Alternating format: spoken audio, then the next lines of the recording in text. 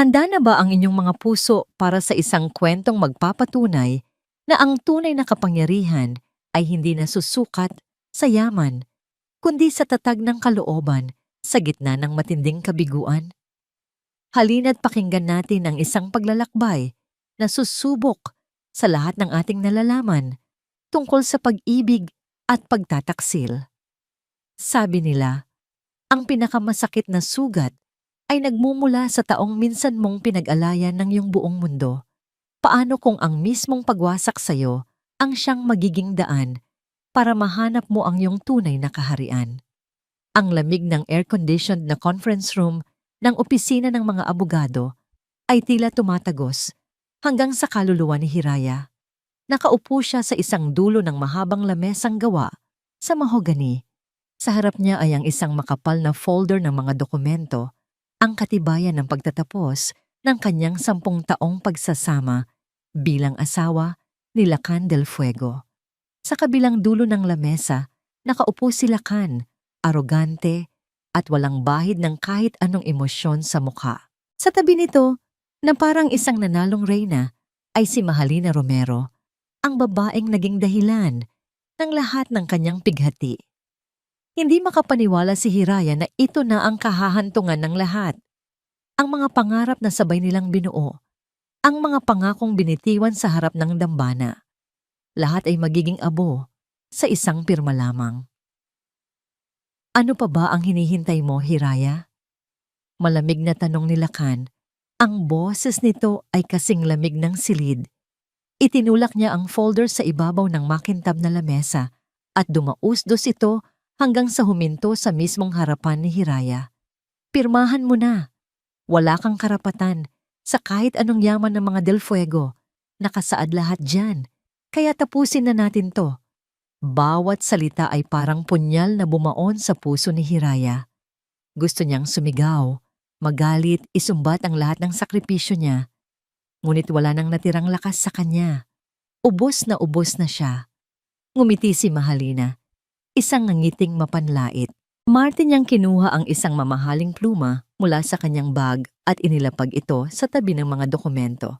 Heto, gamitin mo. Malambing ngunit puno ng lason ang kanyang boses. Para matapos na ang lahat. Para sa ikalalaya nating lahat.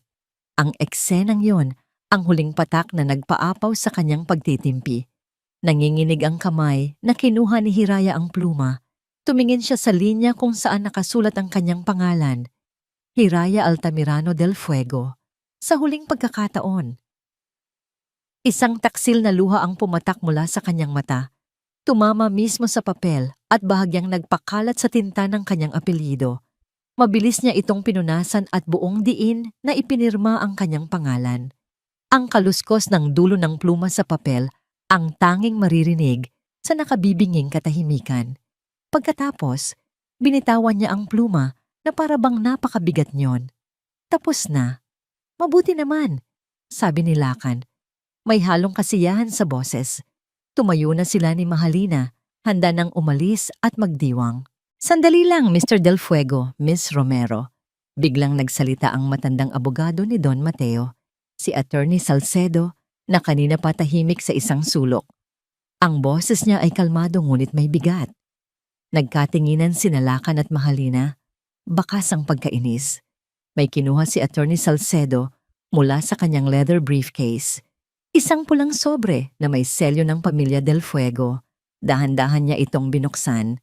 Bago tuluyang maghiwalay ang lahat, panimula ng abogado, may isang huling habilin ang inyong yumaong ama, Don Mateo del Fuego, na kailangan kong basahin sa sandaling malagdaan na ang kasulatang ito. Napakunot ang noo ni Lacan. Ano na namang kalokohan yan? Patay na si Papa.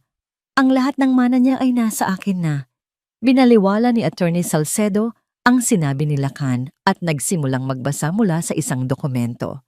Ayon sa huling testamento ni Don Mateo del Fuego, may isang natatanging probisyon na tinatawag na ang kondisyon ng reyna o ang Queen's Clause. Natawa ng bahagya si Mahalina. Queen's Clause? Ano yan, isang fairy tale? Nagpatuloy ang abogado, hindi pinapansin ang pambabastos. Ang probisyong ito ay magkakabisa lamang sa eksaktong sandali na legal nang mawalan ng bisa ang kasal ni na Ginoong Lacan del Fuego at Ginang Hiraya Altamirano. Biglang nagbago ang timpla sa silid. Ang dating malamig na hangin ay napalitan ng mabigat na tensyon. Sa ilalim ng kondisyon ng reyna, patuloy ni Attorney Salcedo habang nakatingin ng diretso kay Hiraya, bilang pagkilala sa kanyang sakripisyo, talino, at walang kapantay na katapatan sa pamilya Del Fuego. Ang lahat ng controlling shares ni Lacan del Fuego sa Imperyo del Fuego, nakatumbas ng 51% ng kumpanya, ay agarang inililipat sa pangalan ni Hiraya Altamirano. Parang bombang sumabog ang mga salitang yon sa loob ng silid. Ang nangiti sa mukha ni Mahalina ay unti-unting naglaho, napalitan ng pagkalito at hindi makapaniwalang itsura. Ang mukha ni Lacan na kanina'y mayabang ay biglang namutla. Ang kanyang mga mata ay nanlaki. Ano? Imposible! Si Hiraya naman ay nakatulala lang, nakatingin sa abogado. Hindi niya maproseso ang kanyang narinig. Siya? Ang may-ari ng pinakamalaking parte ng Imperyo del Fuego? Dahil opisyal ng pirmado ang annulment papers, pagtatapos ni Attorney Salcedo, habang inilalapag ang testamento sa lamesa, mula sa oras na ito, si Ginang Hiraya Altamirano, na ang majority shareholder at may hawak ng kontrol sa Imperyo del Fuego. Ang katahimikan na sumunod ay mas matindi pa kaysa kanina, hanggang sa bigla itong binasag ng isang malakas na dagok sa lamesa. Ito ay isang malaking pagkakamali. Umalingaw-ngaw ang sigaw ni Lacan sa buong silid. Ang mukha niya ay puno ng galit na hindi maipinta. Turo niya si Hiraya na nakaupo pa ring parang estatwa. Hawak pa rin ang plumang ginamit niya para tapusin ang lahat. Hindi ito maari. Ngunit wala nang magawa ang kanyang sigaw. Ang pirma na kumalas sa kanya mula sa pagiging isang Del Fuego ay siya ring pirma na nagluklok sa kanya sa trono ng kanilang imperyo. Padabog na isinara ni Lacan ang pinto ng kanyang sports car. Ang katahimikan sa loob ng sasakyan habang binabagtas nila ang daan palayo sa opisina ng abogado ay mas mabigat pa kaysa sa anumang sigaw. Bawat paghinga niya ay tila nagbabaga at ang pagkuyom ng kanyang mga kamay sa manibela ay halos makabasag nito. Lacan, mahal, marahang sabi ni Mahalina, sinusubukang hawakan ang kanyang braso. Huwag mo kong hawakan. Mabilis na bawi ni Lacan sa kanyang braso na para bang napapaso. Ang tingin niya ay matalim na nakapako sa daan. Huwag mo kong hahawakan ngayon. Pagdating nila sa penthouse, ang kanyang penthouse, halos sipain ni Lacan ang pinto sa pagmamadali. Ang lugar na dati simbolo ng kanyang kapangyarihan ay tila nangungutya sa kanya ngayon. Paano nangyari to? Paano? Sigaw niya sa kawalan. Ang boses ay umaling-awngaw sa malawak na sala. Ang matandang yon, kahit sa hukay, nagawa pa rin niya akong kontrolin. Hindi natin ito alam, Lacan. Walang sino man ang nakakaalam. Sagot ni Mahalina. Sinusubukang maging kalmado kahit bakas na rin sa kanyang muka ang pagkabahala. Humarap si Lacan sa kanya. Ang mga matay nag-aapoy sa galit. Kasalanan mo to. Kung hindi mo ako minadaling hiwalayan siya, kung naghintay lang tayo, ako pa talaga ang sisisihin mo? Hindi makapaniwalang sagot ni Mahalina. Pareho nating gusto to. At sino ang mag-aakala na ang pipitsuging babae na yon ay may ganitong alas? Ang salitang pipitsugin ang lalong nagsindi sa galit ni Lacan. Nakita niya ang isang mamahaling crystal vase sa ibabaw ng isang mesa, isang regalong personal na pinili ng kanyang ama para sa kanya noong kanyang kaarawan. Sa isang iglap, kinuha niya ito at buong lakas na ibinato sa pader. Ang tunog ng nabasag na kristal ay sumabog sa buong silid, kasabay ng pagsambulat ng kanyang pinipigilang galit. Pinagmukha niya akong tanga. Sa harap ng lahat, ang babaeng pinalitan ko, ang babaeng tinapakan ko. Ngayon, siya ang may-ari ng lahat ng sa akin. Lumapit si Mahalina Maingat na iniiwasan ng mga bubog sa sahig. Hinawakan niya ang mukha ni Lakan. Lakan, makinig ka. Oo, isa itong malaking dagok. Pero hindi pa ito ang katapusan. Makukuha nating ulit ang lahat. Gagawa tayo ng paraan. Hindi siya marunong magpatakbo ng kumpanya. Isa lang siyang may bahay. Mapipilitan din siyang isuko yan. Ang mga salita ni Mahalina ay unti-unting kumalma sa nagwawawalang puso ni Lakan. Ngunit ang apoy sa kanyang mga mata ay hindi nawala. Napalitan ito ng isang mas madilim at mas mapanganib na ningas, ang ningas ng paghihiganti. Habang si Lakan ay nagwawala sa galit, si Hiraya naman ay tahimik na nakasakay sa isang itim na luxury sedan kasama si Attorney Salcedo. Hindi niya alam kung saan sila pupunta. Ang isip niya ay lumilipad pa rin. Pilit na pinoproseso ang nangyari. Hindi siya masaya. Hindi siya nagagalak. Ang nararamdaman niya ay isang matinding pagkalito at takot. Ang bigat ng pangalang Imperyo del Fuego ay parang isang bundok na ipinatong sa kanyang mga balikat. Ginang Hiraya, narito na po tayo. Magalang na sabi ni Attorney Salcedo nang huminto ang sasakyan sa harap ng pinakamataas at pinakamagarang kondominium sa Ciudad de Esperanza. Pinagbuksan siya ng pinto ng driver. Sumunod lang siya sa abogado, papasok sa isang private elevator na umakyat diretso sa pinakatuktok na palapag. Pagbukas ng pinto ng elevator, tumambad sa kanya ang entrada ng isang penthouse na dati ay sa mga magazine lang niya nakikita. Ito po ang chairman's penthouse, paliwanag ng abogado. Ayon sa habilin ni Don Mateo, ito ay bahagi ng mga ari-ariang nasa ilalim ng pangangalaga ng majority shareholder. Sa madaling salita, sa inyo na po ito ngayon. Pumasok si Hiraya. Ang sahig ay gawa sa puting marmol. Ang mga bintana ay mula sahig hanggang kisame. Kitang-kita ang buong syudad. Ang mga kasangkapan ay moderno at mamahalin. Ngunit sa gitna ng lahat ng karangyaan, isang bagay ang pumukaw sa kanyang pansin. Sa ibabaw ng isang side table, nakatayo pa rin ang kanilang wedding picture. Ang masayang nanngiti nila ni Lakan sa litrato ay isang malaking kasinungalingan. Isang masakit na paalala ng nakaraang gusto na niyang kalimutan. Dahan-dahan siyang lumapit at kinuha ang picture frame. Hinaplos niya ang salamin, ang mukha ng lalaking minahal niya, ng buong buo at siya ring dumurog sa kanya. Ano ang gagawin ko dito? Sa lugar na ito na puno ng alaala niya?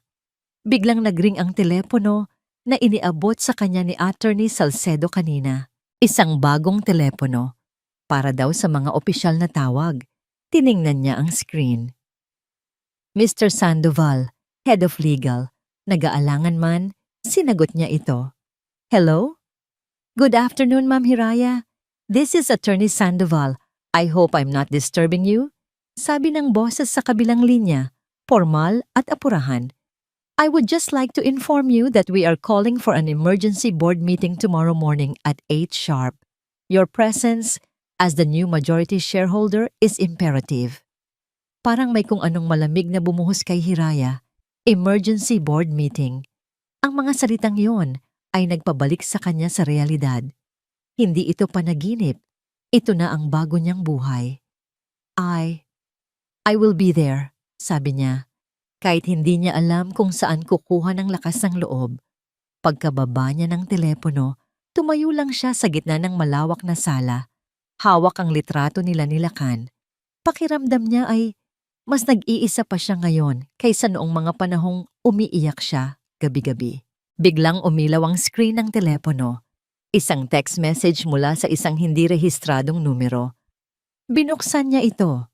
2 pangungusap lang ang nakasulat. Ngunit sapat na iyon para manindig ang lahat ng balahibo niya. Hindi pa tapos ang laban, Hiraya. Magsisimula pa lang. Hindi nakatulog si Hiraya ng gabing iyon. Ang bawat sulok ng malawak na penthouse ay tila bumubulong ng mga alaala ni Lakan, habang ang mensahe sa kanyang telepono ay isang malamig na paalala ng panganib na naghihintay. Paikot-ikot lang siya sa sala, yakap ang sarili. Pinipilit intindihin ang biglaang pag-ikot ng kanyang mundo. Ang pag-asa na dala ng biglaang kapangyarihan ay nababalutan ng mas malaking takot. Kinabukasan, maaga siyang sinundo ni Attorney Salcedo, hindi para sa emergency board meeting, kundi para sa isang mas pribadong pag-uusap sa opisina nito. Pagdating nila, walang ibang tao sa silid maliban sa kanilang dalawa. Ang kapaligiran ay seryoso. Ginanghiraya. Bago ka humarap sa board of directors bukas, may mga bagay pa tayong dapat pag-usapan. Panimula ng matandang abogado. Ang boses niya ay mahinahon, ngunit may diin na nagpapahiwatig ng importansya ng kanilang pag-uusap. May inilapag si Attorney Salcedo sa lamesa sa pagitan nila. Hindi ito folder ng mga dokumento, kundi isang luma at kahoy na baul. May kalakihan at mukhang matagal nang naitago. May nakaukit ditong simbolo ng puno ng nara, ang paboritong puno ni Don Mateo. Ano po ito? Tanong ni Hiraya. Iyan ang kahon ng mga saloobin ni Don Mateo. Sagot ng abogado. Naglalaman yan ng kanyang mga personal na journal at ilang mahahalagang tala. Bilin niya sa akin na ibigay ko ito sa iyo at sa iyo lamang, sa sandaling mapasayo na ang kumpanya. Dahan-dahang hinawakan ni Hiraya ang takip ng baul. Pakiramdam niya ay hawak niya ang isang piraso ng nakaraan, isang bahagi ng kaluluwa ng biyenan niyang yumauna. Isang panandaliang pag-asa ang sumilay sa kanyang puso. Marahil, narito ang gabay na kailangan niya. Marahil hindi lang awa ang dahilan ng lahat ng ito. Nagtiwala sa iyo si Don Mateo, Hiraya, sabi ni Attorney Salcedo na para bang nababasa ang kanyang iniisip. Nakita niya ang hindi nakita ng kanyang anak. Nakita niya ang iyong talino sa likod ng iyong pananahimik. At dahil doon, hindi lang regalo ang ibinigay niya sa iyo. Huminga ng malalim ang abogado. Binigyan kanya ng isang pagsubok. Napakunot ang noo ni Hiraya. Ang pag-asa na nagsisimula pa lang mamuo sa kanyang dibdib ay biglang napalitan ng kaba. Pagsubok? Anong ibig ninyong sabihin? Ang kondisyon ng Reyna ay may ikalawang bahagi, pagpapatuloy ni Attorney Salcedo, at dito na nagsimulang bumigat ang hangin sa silid. Ang paglipat sa iyo ng 51% shares ay pansamantala lamang. Parang binuhusan ng nagyayelong tubig si Hiraya. Pansamantala? Mayroon kang 6 na buwan, Hiraya. 6 na buwan para patunayan ang iyong sarili. Nais ni Don Mateo na iligtas mo ang isang proyekto na matagal nang nagpapabagsak sa kumpanya dahil sa kapabayaan nilakan ang proyektong tinatawag na Proyekto Paraiso. Inabutan siya ng abogado ng isang manipis na folder. Iyan ang summary report, isang luxury resort development sa Palawan na dapat sana'y magiging korona ng imperyo pero naging tinik sa lalamunan nito. Milyon-milyon na ang nalulugi buwan-buwan. At kung hindi ko po magawa, nanginginig ang boses na tanong ni Hiraya. Ang mga mata ni Attorney Salcedo ay puno ng kabigatan. Kung mabibigo ka sa loob ng 6 na buwan na itayo at gawing kumikita ang Proyekto Paraiso, ang lahat ng 51% shares ay automatikong maililipat sa isang charitable foundation na pinili ni Don Mateo. Mawawala sa iyo ang lahat at dahil wala ng majority shareholder, malalagay sa matinding panganib ang buong Imperyo del Fuego. Ngayon, naiintindihan na ni Hiraya. Hindi ito isang trono na ipinamana sa kanya. Isa itong nagbabagang upuan na kailangan niyang patunayan na karapat-dapat siyang maupo. Hindi ito regalo. Isa itong pinakamabigat na pagsubok ng kanyang buhay. Nang gabing iyon, sa penthouse, mag-isa niyang binuksan ang report ng Proyekto Paraiso. Ang mga pahina ay puno ng mga numero, charts at technical terms na hindi niya maintindihan, pero isang bagay ang malinaw. Puro pula ang mga numero. Puro pagkalugi. May mga nakasulat na overpriced materials, unjustified expenses, labor disputes. Binuksan niya ang baul ni Don Mateo. Sa ibabaw ng mga journal, may isang hiwalay na sobre. Sa loob nito ay mga kopya ng ilang resibo at purchase orders mula sa Proyekto Paraiso, mga dokumentong tila personal na tinipon ng matanda. Isa-isa niyang tiningnan ang mga ito, pilit inuunawa ang bawat detalye. At sa huling pahina ng isang malaking purchase order para sa semento na may presyong halos triple sa karaniwang halaga sa merkado, nakita niya ang isang pamilyar na pirma sa ilalim ng linyang approved by project consultant. Ang pirma ay elegante, paikot at mayabang. Isang pirma na napakatatak na sa kanyang isipan.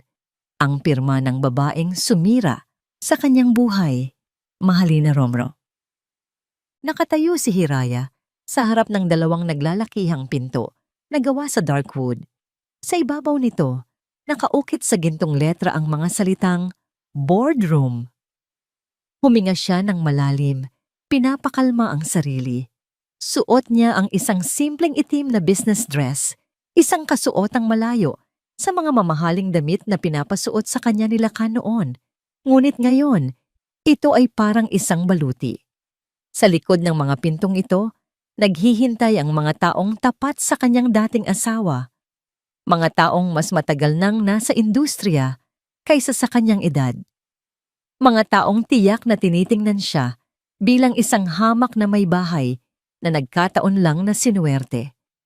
Pinilit niyang alalahanin ang dahilan kung bakit siya narito. Hindi lang ito para sa kanya, kundi para sa tiwalang ibinigay ni Don Mateo.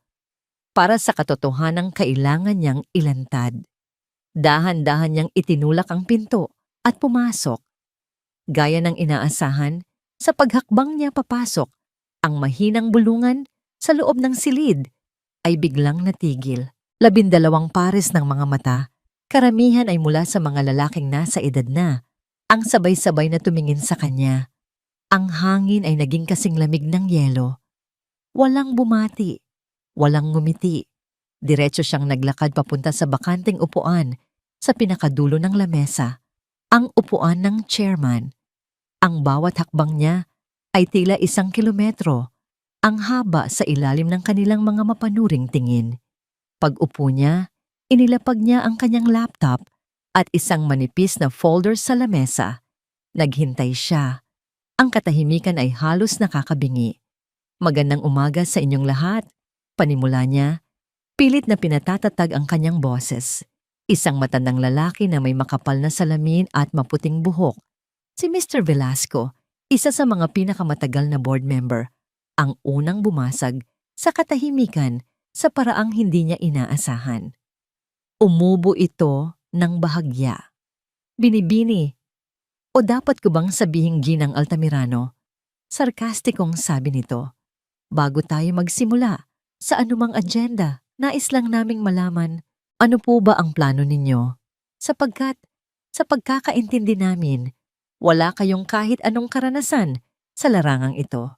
Kaya, patawarin niyo ako sa aking prangkang tanong. Ano ang alam ng isang simpleng may bahay sa pagpapatakbo ng isang korporasyon? Ang tanong ay direktang sampal sa kanyang pagkatao. Isang patutsadang narinig na niya nang paulit-ulit mula kay Lacan. Ngunit sa pagkakataong ito, hindi siya napaluha. Sa halip, isang kakaibang determinasyon ang gumapang sa kanyang sistema. Ito na yon. Ito ang unang laban. Kalmado niyang binuksan ang kanyang laptop. Salamat sa inyong tanong, Mr. Velasco. Isang valid na katanungan. Tumingin siya sa bawat isa sa kanila. Tama po kayo. Ang karanasan ko sa loob ng 10 taon ay ang pamamahala sa isang tahanan. Ngunit sa 10 taon na yon, natutunan ko kung paano mag-budget, kung paano magpalago ng kakarampot na pera, at higit sa lahat, natutunan kong kilalanin kung sino ang tapat at kung sino ang nagkukunwari lamang. Inilabas niya sa screen ang summary report ng Proyekto Paraiso. Magdamag kong pinag-aralan ang proyektong ito at nakita ko na sa loob lamang ng 1 taon, nalugi na tayo ng halos 200 milyon dahil sa mga materyales na binili sa presyong triple sa merkado. Nakita ko rin na ang management consultant na namamahala dito, si Mr. De Vera, ay pinsan ng ating dating project consultant na si Miss Mahalina Romero. Ilang board members ang biglang napatingin sa isa't isa. Ang ilan ay napalunok. Hindi ko pa alam ang lahat. Pagpapatuloy ni Hiraya, ang boses niya ay may bigat na ngayon. Pero alam ko kung saan magsisimula. At magsisimula ako sa Proyekto Paraiso. Mula sa araw na ito, ako na ang personal na mamamahala sa proyektong yan. At ang una kong gagawin, huminga siya ng malalim at naglabas ng isang desisyon na yumanig sa buong silid. Ay ang tanggalin sa pwesto si Mr. De Vera. Epektibo ngayon din. Isang kaguluhan ng mga bulungan ang sumunod. Si Mr. Velasco ay mukhang sasabog sa gulat. Ngunit bago pa man may makapagsalita, tumayo si Hiraya. Iyan lang po para sa ngayon. Magpapatawag ako ng isa pang pagpupulong sa lalong madaling panahon para ilatag ang aking buong plano. Salamat sa inyong oras. Hindi na niya hinintay ang kanilang reaksyon. Kinuha niya ang kanyang mga gamit at naglakad palabas ng boardroom, taas noo. Paglabas niya, sumalubong sa kanya ang isang batang babae, ang kanyang pansamantalang assistant. Ma'am Hiraya, okay lang po kayo? Nag-aalalang tanong nito. Tumangulang si Hiraya, nakahinga ng maluwag. Ngunit bago pa siya makalakad palayo, may iniabot ang assistant sa kanya. Isang maliit na transparent na bag na naglalaman ng mga pinira-pirasong papel. Ano to? Tanong ni Hiraya. Nakita ko po sa shredder sa tabi ng opisina ni Mr. De Vera kaninang umaga. May nagtapon po ata ng nagmamadali. Naisip ko lang pong baka importante. Kinuha ni Hiraya ang bag. Sa loob, ang mga piraso ng papel ay nagpapakita ng mga bahagi ng isang dokumento. May logo ng isang kumpanyang hindi niya kilala. May mga salitang supply agreement, delivery, at mga numero na napakalaki. Habang pinipilit niyang buuin ang mga piraso sa kanyang isipan, isang piraso ang nakakuha ng kanyang atensyon. Isang maliit na strip ng papel na may presyong nakasulat. PHP 10,000 per bag of sand, halos triple sa presyo ng pinakamahal na semento sa merkado. 2 araw matapos ang makasaysayang board meeting, lumipad si Hiraya patungong Palawan. Sinalubong siya ng nakakapasong sikat ng araw at ng maalat na amoy ng dagat. Isang paraiso na dapat sana'y nagbibigay ng kapayapaan. Ngunit para sa kanya, ito ang sentro ng kanyang bagong digmaan. Ang Proyekto Paraiso Construction Site ay isang malawak na lupain sa tabi ng isang napakagandang dalampasigan. Ngunit sa malapitan, ang ganda ng kalikasan ay nasasapawan ng itsura ng kapabayaan. Ang mga bakal na nakatayo ay nagsisimula ng kalawangin. Ang mga sako ng semento ay nakatiwangwang lang sa isang sulok. Karamihan ay tumigas na dahil sa ulan. Kakaunti ang mga trabahador na gumagalaw at ang kanilang mga kilos ay mabagal at walang gana. Suot ang isang hard hat at safety vest na halatang malaki para sa kanya. Nilapitan ni Hiraya ang isang grupo ng mga construction worker na nagpapahinga sa ilalim ng isang puno. Noong una, tila sila natakot. Iniisip na isa lamang siyang opisyal mula sa Maynila na maninita. Magandang tanghali po. Bati ni Hiraya sa kanila. Sinubukang ngumiti. Ako po si Hiraya. Ako na po ang bagong namamahala sa proyektong ito. Nagkatinginan ang mga trabahador, puno ng pagdududa. Maaari ko po ba kayong makausap saglit? Isang matandang lalaki na mukhang foreman ang tumayo. Ma'am, pasensya na po. Ano pa po bang pag-uusapan natin? 3 buwan na po kaming hindi nakakasahod ng tama. Paano po kami gaganahan magtrabaho niyan? Kinumpirma ng mga salita ng foreman ang hinala ni Hiraya. Ang pera ay hindi napupunta sa mga taong dapat kumita nito. Naiintindihan ko po kayo, Manong, sagot ni Hiraya. At iyan po ang dahilan kung bakit ako narito. Gusto kong ayusin ang lahat, pero kailangan ko po ng tulong ninyo. Sabihin ninyo sa akin ang lahat ng napapansin ninyong mali. Dahil sa kanyang sinseridad, unti-unting lumambot ang mga mukha ng mga trabahador. Nagsimula silang magkwento tungkol sa mga materyales na dumarating na mababang klase kumpara sa nakasulat sa delivery order, tungkol sa mga gamit na bigla na lang nawawala. Tungkol sa mga ghost employees na nasa payroll pero hindi naman nila nakikita. Habang naglilibot, isang partikular na pundasyon ang pumukaw sa atensyon ni Hiraya. Gumuho ang isang bahagi nito. Kumuha siya ng isang maliit na bato at kinaskas ito sa semento. Madali itong nadurog na parang pulbos. Hindi ito ang uri ng semento na kayang magtayo ng isang multi-million-dollar na resort. Ito ang sementong nakita niya sa mga pinira-pirasong dokumento. Isang sementong 3 beses ang mahal, pero 10 beses na mas mahina ang kalidad.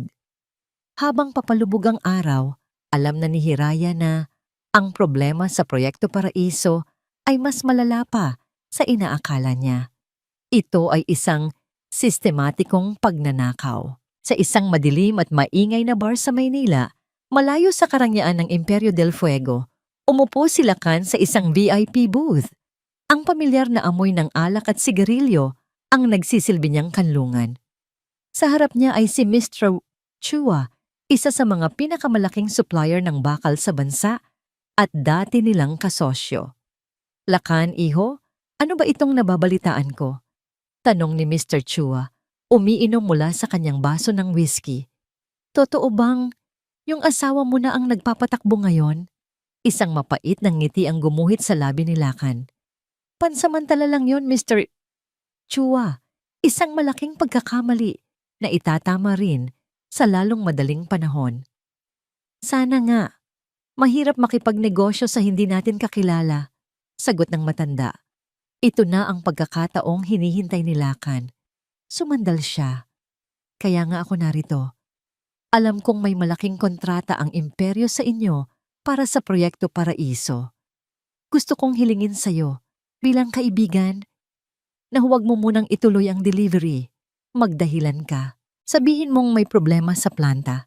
Kahit ano, kailangan nating pahirapan ang babaeng yon." Nag-atubili si Mr. Chua. "Pero Lacan, malaking pera ang mawawala sa akin dyan. Babawi ako sa'yo, doble pa, kapag bumalik na sa akin ang lahat." Pangako ni Lacan. Ang kanyang boses ay puno ng kumpiyansa na pilit lang niyang pinanghahawakan. Sa kabilang banda ng booth, tahimik na nakaupo si Mahalina, nakangiti habang pinapanood ang pag-uusap. Nang pumayag si Mr. Chua, hinawakan niya ang kamay ni Lacan sa ilalim ng lamesa at marahan itong pinisil. Pag-alis ni Mr. Chua, hinalikan ni Mahalina si Lacan sa pisngi. "See? Everything is going according to plan. Siguraduhin mo lang na gumagana ang plano mo, Halina." Babala ni Lacan. Ngumiti lang si Mahalina. "Huwag kang mag-alala, mahal. Kakakuha ko lang ng report mula sa kaibigan natin sa loob. Si Hiraya ay naghahanap na ng bagong suppliers. Pero sa bawat hakbang niya, mayroon tayong nakaabang na sagot." Ang kanyang mga mata ay kumislap sa dilim, isang kislap ng pananabik at panganib. Kinagabihan, pagod na bumalik si Hiraya sa hotel. Agad niyang tinawagan ang kanyang bagong assistant sa Maynila. "Carla, kailangan nating maghanap ng mga bagong supplier para sa lahat ng materyales ng Proyekto Paraiso. I-vet mo lahat. Kailangan ko ng listahan bukas na bukas din." Kinabukasan, puspusan ng kanyang pagtatrabaho. Tumatawag sa mga potensyal na supplier, nakikipagnegosasyon at sinusubukang ibalik sa ayos ang gusot na iniwan ni Lacan at Mahalina. Sa wakas, sa pagtatapos ng araw, isang supplier ng semento mula sa Cebu ang pumayag na magbigay sa kanya ng magandang presyo at mabilis na delivery. Nakahinga siya ng maluwag. Ito ang kanyang unang maliit na tagumpay. Ngunit ang tagumpay ay hindi nagtagal. Habang naghahanda siya para matulog, biglang tumunog ang kanyang telepono. Ito ay ang may-ari ng supplier niya mula sa Cebu. Ang boses nito sa kabilang linya ay nanginginig at puno ng takot. "Ma'am Hiraya, pasensya na po. Hindi ko na po matutuloy ang order ninyo." "Bakit po? Anong nangyari?" Naguguluhang tanong ni Hiraya. Narinig niya ang tunog ng mga sirena ng bumbero sa background. "Ang bodega ko po, Ma'am Hiraya. Nasusunog po ang bodega ko. Lahat ng stock ko, abo na. Nanlamig ang buong katawan ni Hiraya. Ang kanyang maliit na tagumpay ay biglang naging abo. Literal. Hindi ito aksidente. Alam niya, ramdam niya. Ito ay isang malinaw na mensahe. Isang babala. May mga anino na kumikilos sa dilim at gagawin nila ang lahat para siya ay mabigo. Bumalik si Hiraya sa Maynila na dala-dala ang bigat ng buong mundo sa kanyang mga balikat. Ang sunog sa bodega sa Cebu ay hindi aksidente. Isa yung malinaw na deklarasyon ng giyera. Pakiramdam niya ay nasa isang madilim na silid siya at sa bawat paghakbang niya may isang pader na humaharang. Nasa dulo na siya ng PC. Mag-isa sa katahimikan ng penthouse, tinitigan niya ang kahoy na baul ni Don Mateo.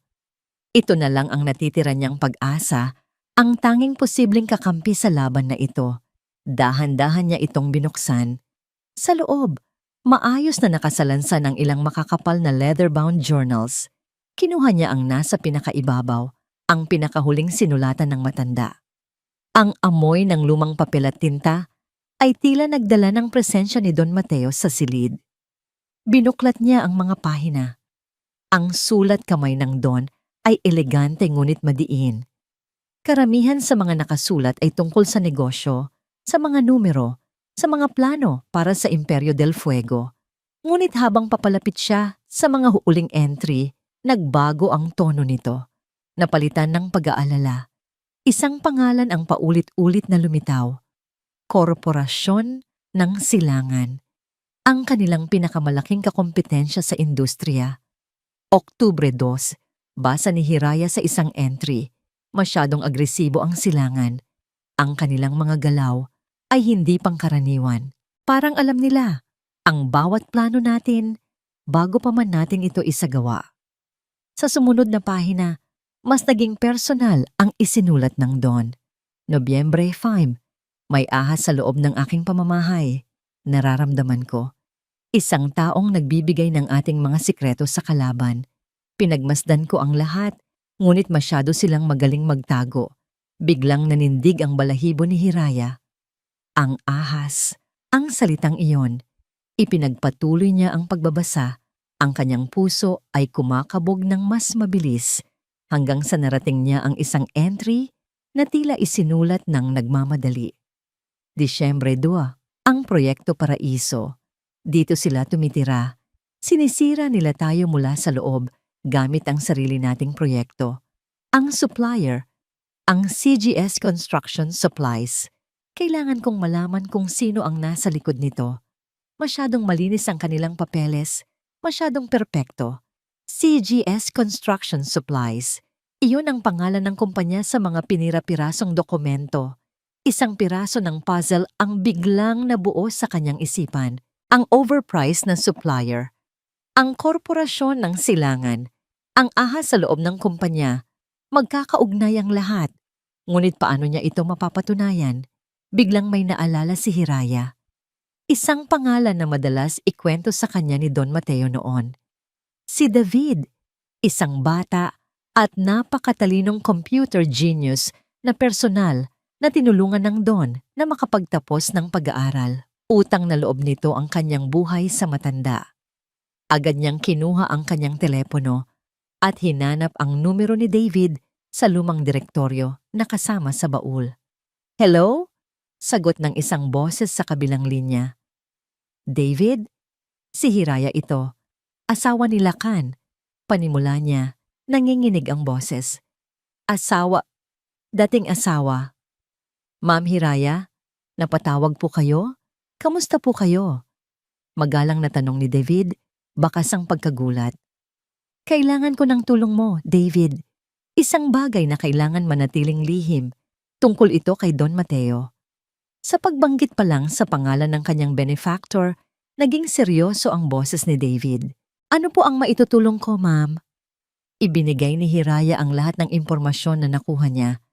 Ang pangalan ng CGS Construction Supplies at ang korporasyon ng Silangan. Kailangan kong malaman kung may koneksyon ang dalawang kumpanyang yan. Sundan mo ang pera, David. Please, para kay Don Mateo. Masusunod po, ma'am. Ibigay niyo po sa akin ang isang araw. Kinabukasan, halos hindi kumurap si Hiraya habang nakatitig sa kanyang laptop, naghihintay ng email mula kay David. Bawat minuto ay parang isang oras hanggang sa bandang hapon, dumating ito. Ang subject ng email, sila ay iisa. Binuksan niya ito nang nanginginig ang mga kamay. Ang unang attachment ay isang corporate linkage chart, malinaw na nakaguhit. Ang CGS Construction Supplies ay isang shell corporation. Ang nag-iisang may-ari nito ay isa pang kumpanya na pag-aari naman ng Korporasyon ng Silangan. Tama ang hinala ni Don Mateo. Ngunit ang pangalawang attachment ang nagpatigil sa kanyang paghinga. Isa itong litrato, isang malinaw na litrato na kuha sa isang mamahaling restaurant. Nakaupo sa isang mesa si Mahalina Romero, nakataas ang kanyang kopita ng wine, nakangiti ng napakatamis at tagumpay. Ang katos niya ay isang matangkad at makapangyarihang lalaki. Sa ilalim ng litrato, may caption si David. Mahalina Romero kasama si Enrique de Villa, CEO ng Korporasyon ng Silangan. Kuha noong nakaraang linggo. Binitawan ni Hiraya ang mouse ng laptop na para siyang napaso. Biglang luminaw ang lahat. Ang bawat piraso ng puzzle ay pumasok sa tamang lugar at ang nabuong larawan ay mas nakakakilabot kaysa sa kanyang inaakala. Hindi ito tungkol kay Lakan na gustong bumawi. Hindi ito simpleng paghihiganti ng isang asawang ipinagpalit. Si Lakan, isa lang siyang piyesa sa laro. Isang tanga at mayabang na piyesa na madaling manipulahin. Ang tunay na kalaban, ang tunay na ahas na tinutukoy ni Don Mateo, ay ang babaeng mahimbing na natutulog sa tabi niya. Hawak ang ebidensya. Isang bagong tapang at determinasyon ang umapoy sa puso ni Hiraya. Ngayon, hindi na lang niya ipinaglalaban ang kanyang karapatan. Ipinaglalaban niya ang pamana ni Don Mateo laban sa isang tuso at mapanlinlang na kaaway. Ang susunod niyang hakbang ay malinaw. Ibunyag ang katotohanan sa board. Ngunit ang ahas na kanyang kalaban ay mas mabilis, mas tuso, at palaging isang hakbang sa unahan. Bago pa man niya matawagan si Attorney Salcedo para ihanda ang mga dokumento, isang balita ang sumabog na parang bomba sa buong financial community. Ang headline sa isang sikat na business news website ay tila isang suntok sa kanyang sikmura. Ang bagong reyna ng Imperyo del Fuego, sangkot sa isang malawakang anomalya. Nanginginig na binuksan ni Hiraya ang artikulo. Nakasulat doon na may mga ebidensya ng mga pekeng bank statement at email na siya di umano ang nakipagsabwatan sa Korporasyon ng Silangan, na siya ang nagmaniobra ng pagkalugi ng Proyekto Paraiso para maibenta ito sa kakompetensya sa napakamurang halaga. Ipinapalabas ng artikulo na ang buong Queen's Clause ay isang palabas lamang, isang stratehiya para makuha niya ang kontrol at sirain ang kumpanya mula sa loob. Isang kasinungalingang binalot sa manipis na katotohanan, isang perpektong bitag. Maya-maya lang, ang kanyang telepono ay walang tigil sa pagring. Mga tawag mula sa mga miyembro ng board, sa mga bangko, at sa media. Hindi niya sinagot ang mga ito. Nakatulala lang siya sa screen, pinapanood ang kanyang pangalan na dinudungisan sa bawat segundong lumilipas. Paano? Paano nila nalaman ang kanyang mga natuklasan? At pagkatapos, ang pinakamasakit na dagok sa lahat. Sa isang live na panayam sa telebisyon, lumitaw si Lakan. Nakasuot ng itim na suit, ang kanyang mukha ay puno ng pighati at pagkadismaya. Sa tabi niya, si Mahalina, umaarteng nag-aalala at sumusuporta. Buong buhay ko, ang tanging hangad ko ay protektahan ang pamana ng aking ama, sabi ni Lakan sa reporter. Ang kanyang boses ay puno ng pekeng sinseridad. Hindi ko akalain na ang babaeng minsan kong minahal at pinagkatiwalaan ay may kakayahang gawin ito. Masakit para sa akin na aminin, ngunit si Hiraya ay nilinlang tayong lahat. At narito ako ngayon para itama ang kanyang pagkakamali at sagipin ang Imperyo del Fuego mula sa tiyak na pagkawasak. Bawat salita ni Lacan ay parang lason na dahan-dahang pumapatay sa natitirang pag-asa ni Hiraya. Ginamit siya, nilinlang, at ngayon, ipinapako siya sa krus ng mismong lalaking minsan niyang pinangarap makasama habang buhay. Ang publiko, ang board, ang buong mundo ay maniniwala sa kanya, ang tunay na Del Fuego, at hindi sa isang hamak na ahas na tulad niya. Kinahapunan, dumating ang opisyal na sulat. Isang emergency board meeting ang ipinatawag para sa susunod na araw. Ang agenda, isang vote of no confidence laban kay Hiraya Altamirano. Dumating si Attorney Salcedo sa penthouse.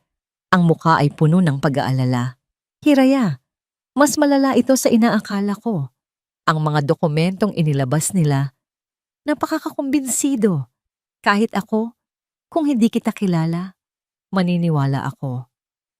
Lahat yon ay kasinungalingan. Mahinang sagot ni Hiraya, ang boses ay paos. Alam ko, sabi ng abogado. Pero sa mata ng batas at ng negosyo, ang ebidensya ang mas matimbang. Pinapayuhan kita, Hiraya. Marahil mas mabuting bumitaw ka na lang. Sumuko ka na. Kung hindi, maaari ka pa nilang kasuhan ng corporate sabotage. Makukulong ka. Sumuko? Pagkatapos ng lahat? Tumingin si Hiraya sa labas ng bintana. Ang mga ilaw ng Ciudad de Esperanza ay nagsisimula ng sumindi. Ngunit para sa kanya, ang buong syudad ay nagdidilim. Pakiramdam niya ay nasa bingit na siya ng isang napakataas na bangin.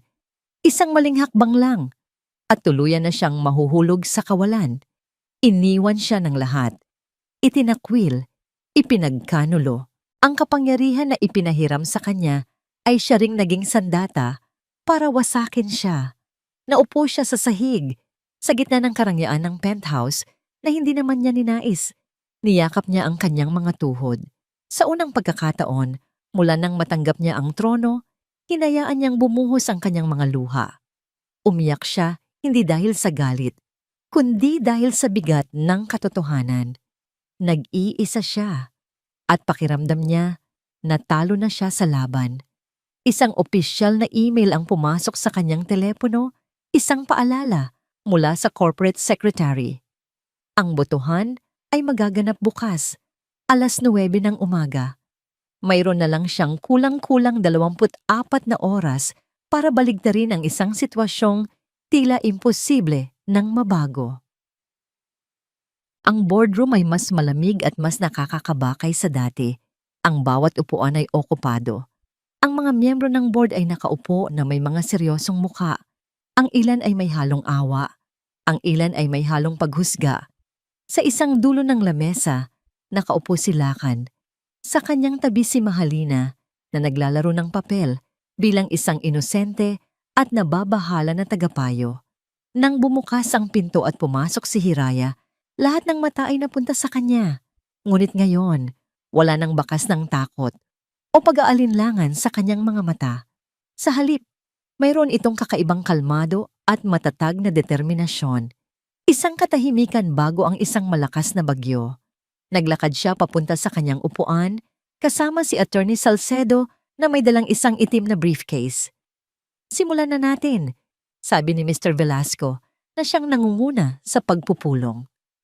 Ipinatawag ang pulong na ito para pagbotohan ang isang vote of no confidence laban kay Ginang Hiraya Altamirano. Bago iyon, bibigyan natin ng pagkakataon si Ginoong Lacan del Fuego na ipresenta ang kanyang panig. Tumayo si Lacan. Sa tulong ng isang projector, ipinakita ni Mahalina ang isang serye ng mga slide, ang mga pekeng email, ang mga minanipulang bank transfer.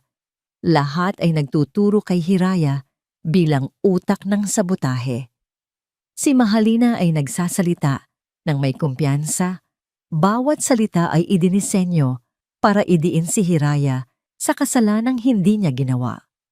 Ang lahat ng ito, pagtatapos ni Mahalina na may madramang buntong hininga, ay nagpapatunay na si Ginang Altamirano ay ginamit lamang ang Queen's Clause para sa kanyang personal na paghihiganti at kasakiman na isinasakripisyo ang kapakanan ng buong Imperyo del Fuego. Umupo siya at isang ngiting tagumpay ang sandaling sumilay sa kanyang mga labi. Tumingin siya kay Hiraya na para bang sinasabing, "Tapos ka na." "Ginang Altamirano," sabi ni Mr. Velasco, "mayroon ka bang nais sabihin para ipagtanggol ang iyong sarili bago tayo magsimula sa butuhan?" Lahat ay nakatingin kay Hiraya. Naghihintay na siya ay umiyak o magmakaawa. Ngunit sa halip, tumayo siya ng dahan-dahan. "Wala po akong sasabihin para ipagtanggol ang aking sarili," panimula niya na ikinagulat ng lahat, "sapagkat hindi ako ang kailangang magpaliwanag dito." Tumingin siya kay Attorney Salcedo. Tumango ang abogado at binuksan ang briefcase. Inilabas nito hindi ang mga dokumento, kundi isang maliit na digital audio recorder. "Subalit," pagpapatuloy ni Hiraya, "may nais iparating sa inyo ang taong tunay na nagmamalasakit sa kumpanyang ito. Ang nag-iisa nitong tagapagtatag, si Don Mateo del Fuego." Pinindot ni Attorney Salcedo ang play. Biglang napuno ang silid ng isang pamilyar na boses. Ang boses ni Don Mateo, malinaw at matatag, na tila nanggagaling pa mula sa kabilang buhay. "David, record this," sabi ng boses ni Don Mateo sa recording. "It's about Mahalina Romero. May kutob akong espiya siya ng korporasyon ng Silangan. She's too smart, too perfect. She got close to my son too easily. I need you to investigate her, quietly. Start with her connections to Enrique de Villa." Isang nakabibinging katahimikan ang bumalot sa boardroom. Ang pangalang Mahalina Romero at korporasyon ng Silangan ay umalingaw-ngaw na parang kulog. Silakan ay napatingin kay Mahalina. Ang kanyang mukha ay nagpapakita ng unang bahid ng pagkalito at pagdududa. Ang mukha ni Mahalina ay biglang namutla. Iisang paninira, isang peking recording. "Peke ba talaga, Miss Romero?" Kalmadong tanong ni Hiraya. Itinuro niya ang projector. "Attorney, please, ang susunod na exhibit." Ang presentasyon ni Mahalina ay biglang napalitan ng isang bagay na mas simple ngunit mas nakakayanig. Ang corporate linkage chart na ginawa ni David. Malinaw na ipinapakita ang koneksyon ng CGS Construction Supplies sa korporasyon ng Silangan. At pagkatapos, ang huling baraha, ang litrato ni Mahalina na masayang nakikipag-toast kay Enrique de Villa, ang CEO ng kanilang kalaban. Ang bawat miyembro ng board ay napanganga. Ang mga bulungan ay naging malakas na ungol ng pagkabigla at galit. "Ano? Ano ang ibig sabihin nito, Halina?" Nanginginig na tanong ni Lacan, nakaturo sa screen. Pero si Mahalina ay hindi na makasagot. Ang kanyang maskara ng kumpiyansa ay tuluyan ng nabasag. At ang nakikita na lang ng lahat ay ang mukha ng isang desperadong taksil. Sinubukan niyang tumayo, ngunit ang kanyang mga tuhod ay tila bumigay. Sa hudyat ni Attorney Salcedo, bumukas ang pinto ng boardroom at pumasok ang dalawang security guard ng kumpanya. Papalapit sa kinatatayuan ni Mahalina. Ang pagtataksil, ang kasinungalingan, ang buong plano para sirain ang Imperyo del Fuego ay nakalantad na sa lahat. Si Lacan ay napasubsob sa kanyang upuan. Ang bigat ng katotohanan ay tila dumagan sa kanya. Tumingin siya kay Hiraya, hindi na may galit, kundi may isang halo ng pagsisisi, hiya, at isang napakasakit na pagkaunawa sa lahat ng kanyang nawala. Sa gitna ng kaguluhan, isang salita lang ang namutawi sa kanyang mga labi, isang salitang huli na para sa lahat. "Patawad, Hiraya." Ang mga sumunod na araw ay naging mabilis at magulo. Ang balita tungkol sa pagtataksil ni Mahalina Romero at ang corporate espionage plot ng Korporasyon ng Silangan ay sumabog sa lahat ng business news outlets. Si Mahalina ay agad na inaresto habang papalabas ng bansa. Ang Imperyo del Fuego, sa ilalim ng bagong pamumuno ni Hiraya, ay nagsampa ng napakalaking kaso laban sa kanilang kakompetensya. Sa isang iglap, ang pangalan ni Hiraya ay nalinis. Ang dating may bahay na mga agaw ay biglang naging isang henyo, isang tagapagligtas. Ang bagong reyna, sabi ng isang headline. At sa pagkakataong ito, wala nang bahid ng pangungutya. Ang board of directors, na dati puno ng pagdududa, ay nagbigay sa kanya ng kanilang buong suporta at tiwala. Makalipas ang isang linggo, bumalik si Hiraya sa Palawan. Ngunit ngayon, iba na ang kanyang pagtingin sa Proyekto Paraiso. Ang construction site na dati simbolo ng problema ay isa ng simbolo ng pag-asa. Ang mga trabahador ay masisigla, ang sahod ay naibigay na, at ang mga bagong materyales mula sa mga lehitimong supplier ay nagsisimula ng dumating. Ang pundasyon ng resort, tulad ng pundasyon ng kanyang bagong buhay, ay itinatayo ng tama at matatag. Habang naglalakad siya sa tabi ng dalampasigan, pinapanood ang mga alon. Isang pakiramdam ng kapayapaan ang bumalot sa kanya. Isang kapayapaang matagal na niyang hindi naramdaman. Nang bumalik siya sa Maynila, isang mensahe ang naghihintay sa kanya. Galing kay Lacan, nakikiusap itong magkita sila. Sa huling pagkakataon, nag-alinlangan siya. Ngunit alam niyang kailangan niya ito para tuluyang maisara ang aklat ng kanilang nakaraan. Nagkita sila sa isang maliit at tahimik na coffee shop, malayo sa mga lugar na dati nilang pinupuntahan. Nauna siyang dumating. Pagpasok ni Lacan, halos hindi niya ito nakilala. Ang dating arogante at makisig na Lacan del Fuego ay napalitan ng isang lalaking mukhang pagod. May malalalim na eye bags at tila tumanda ng 10 taon sa loob lamang ng isang linggo. Umupo ito sa harap niya, hindi makatingin ng diretso sa kanyang mga mata. "Salamat sa pagdating mo," mahinang sabi nito. Tumangulang si Hiraya, naghihintay. "Wala akong karapatang humingi ng tawad sa iyo, Hiraya," panimula ni Lacan. Ang boses ay basag. "Pero gusto kong malaman mo na pinagsisisihan ko ang lahat. Naging bulag ako, makasarili. Naniwala ako sa mga kasinungalingan dahil iyon ang gusto kong paniwalaan. At sa proseso, nawala sa akin ang tanging totoong yaman na mayroon ako, ikaw." Sa unang pagkakataon, nakita ni Hiraya ang luha sa mga mata ni Lacan, ngunit hindi na siya nakaramdam ng awa o ng galit. Wala na. Isang blankong espasyo na lang. May kinuha si Lacan mula sa kanyang bulsa, isang pamilyar na singsing na may diamante, ang wedding ring ng kanyang ina, na ipinamana nito sa asawa niya dapat. Ang singsing na isinuko ni Hiraya, kasabay ng kanilang paghihiwalay. "Hindi ito para sa iyo, Hiraya," sabi ni Lacan. Inilalapag ang singsing sa lamesa. "Ito sa iyo. Ikaw ang mas karapat-dapat dito kaysa sa akin. Ikaw ang nagligtas sa pamana ni Papa. Ikaw ang tunay na Del Fuego." Tinitigan ni Hiraya ang singsing, kumikinang sa ilalim ng ilaw ng coffee shop. Dati, ito ang simbolo ng lahat ng kanyang pangarap. Ngayon, isa na lang itong piraso ng nakaraan. Hindi niya ito kinuha. "Tapos na tayo, Lacan," sabi niya. Ang kanyang boses ay kalmado at pinal. "Hindi na ako galit, pero wala na rin akong nararamdaman. Sana mahanap mo ang sarili mong landas." Tumayo siya. "Paalam, Lacan." Naglakad siya palabas ng coffee shop. Hindi na lumingon pa. Sa paghakbang niya palabas sa pinto, pakiramdam niya ay may isang mabigat na kadena na tuluyan nang natanggal sa kanyang puso. Malaya na siya. Pag-uwi niya sa penthouse, isang sulat mula kay Attorney Salcedo ang naghihintay sa kanya. Binuksan niya ito. Maikli lang ang nakasulat.